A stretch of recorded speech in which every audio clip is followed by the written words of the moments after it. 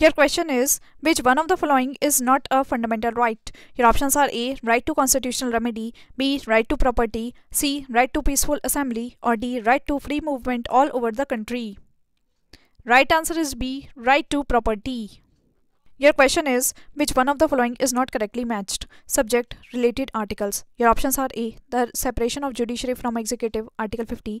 B. The promotion of educational and economic interests of scheduled castes and scheduled tribes, Article 46. C. The promotion of cooperative societies, Article 43A. Or D. The organization of village panchayats and enable them to function as the units of self-government, Article 40. Right answer is C. The promotion of cooperative societies, Article 43A. Your question is, which of the following statements is or are true of the fundamental duties of an Indian citizen? 1. A legislative process has been provided to enforce these duties.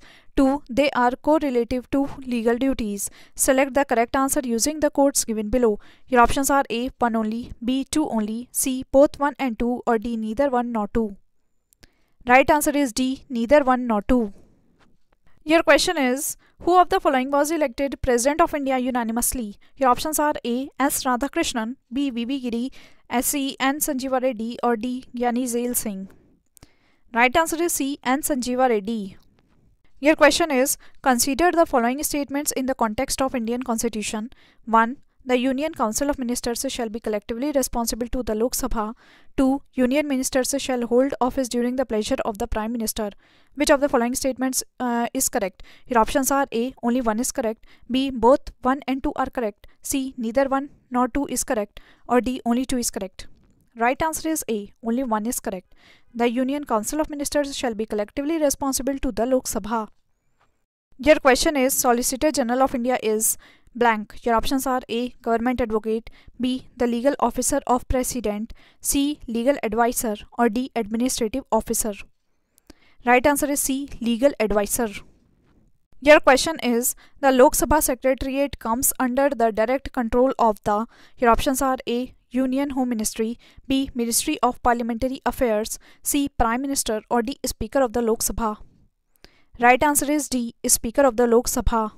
Your question is, which one of the following statements is not correct regarding the power of the Parliament to legislate on a matter in the state list?